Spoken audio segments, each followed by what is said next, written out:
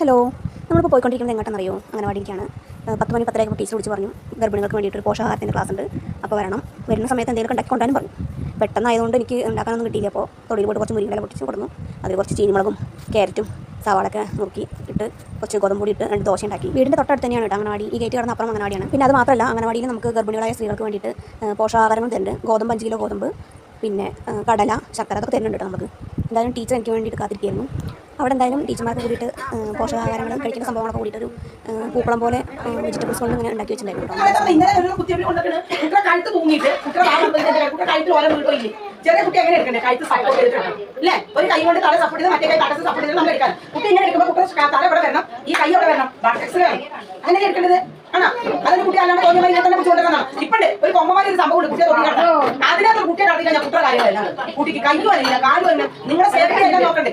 ഞാൻ കുട്ടിയെ കടത്തി സത്യം ഞാൻ പറഞ്ഞു, കുട്ടികൾക്ക് ഈ വൈകല്യങ്ങൾ വരുന്നത് എന്താ പറയുക? നിങ്ങൾ ആദ്യം ഈ വക സാധനങ്ങൾ മാറ്റി നാച്ചുറൽ ആയിട്ട് ഞാൻ പറയാം, ഓപ്പണായിട്ട് പറയും. നമ്മൾ ചെയ്യുന്നത് നമ്മൾ എങ്ങനെയാണ് പറയുന്നത് അത് തന്നെയാണ് പഠിപ്പിക്കുന്നത്. നമ്മൾ എങ്ങനെ സാധിച്ചു പോകുന്നത് അത് തന്നെയാണ് നിങ്ങൾ കുട്ടികൾ അത് തന്നെ പറഞ്ഞു കൊടുത്തിട്ടാണ് കൊണ്ടുവരാൻ. ആ ബൊമ്മേനെ കടത്തും ഇത് കുത്തിയപ്പിന് വരെ സമയത്ത് കുട്ടികൾക്ക് നമ്മുടെ വേലയില്ല. അതുകൊണ്ട് തുറന്ന് ആ പെട്രോൾ എന്ന് പറഞ്ഞാൽ വലിയ പുതിയ സാരി എടുത്ത് വെക്കാൻ കുട്ടി അതിന് വെച്ചിരുന്നത്. അത് കിട്ടുമ്പോൾ ആ കുട്ടി അപ്പം തുറന്നു പേരുകൾ ഞങ്ങൾ കാണുന്നോട് കാണും. കുത്തിയപ്പിന് വരുന്ന മിക്ക കുട്ടികളും അങ്ങനെയാണ്. അപ്പൊ നമ്മൾ ഒരിക്കലും ഞാൻ പറഞ്ഞത് ആ കുട്ടി അതിന് കൈയും കാലം നടക്കാൻ പറ്റുമോ?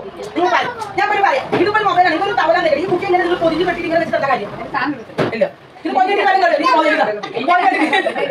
എന്താ പറയാ, പൊന്നേരി പല കാര്യമുണ്ട്. ഇല്ല, അതിനെ ഫ്രീ ആവണം. അതൊന്ന് കൈ കാലം നടക്കണം. നിങ്ങൾ കാര്യം കഴിഞ്ഞാൽ ആ കുട്ടി അത് ബൊമ്മമാരി കിടക്കണ്ട. ഇല്ലല്ല, അത് അനക്കണില്ലേ? നിങ്ങൾ ഈ ബോക്സിൽ കൂട്ടിട്ട് പൊട്ടി കൂട്ടിട്ട് നമുക്ക് കൈ കാലം നടക്കാൻ പറ്റും? പിന്നെ അതിന്റെ കാര്യം അനങ്ങോ? അത് ഫിറ്റ്നസ് ആവില്ലല്ലോ. അതുകൊണ്ടാണ് പറഞ്ഞത് കൈ കാലം കുട്ടികൾക്ക് അതിന് കുട്ടികൾ ബലം ഉണ്ടാവില്ല. നിങ്ങൾ പറഞ്ഞ ചില കുട്ടി കുട്ടി പറയാൻ നടക്കുമ്പോൾ എങ്ങനെ പിടിക്കുന്നത് ആ കുട്ടിക്ക് നടക്കാനുള്ള ഒരു ഇത് കൊടുത്തിട്ടില്ല.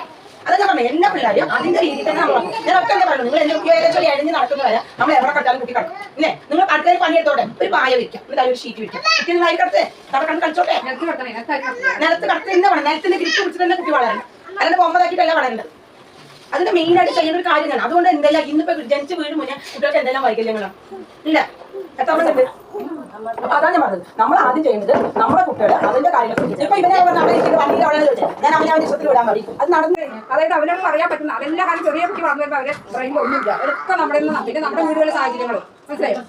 ഓരോരുത്തർ ഓരോ ഐറ്റംസ് ഉണ്ടാക്കി കൊണ്ടുവന്നു. ചില രാഗിപ്പുട്ട്, പിന്നെ ക്യാരറ്റ് കൊണ്ട് ഹൽവ, പിന്നെ അമൃതം പൊടിയും ഗോതമ്പ് കൊണ്ട് രസഗുള പോലത്തെ ഗുലാബ് ജാമുൻ രസഗുള പോലത്തെ എന്തൊരു സംഭവം ഉണ്ടാക്കിയിട്ടുണ്ടായിരുന്നു. എന്തായാലും മീറ്റിംഗ് ഒക്കെ അടിപൊളിയായി. സമയം അപ്പോഴേക്കും 1 മണി കഴിഞ്ഞു, വിശക്കാൻ തുടങ്ങി.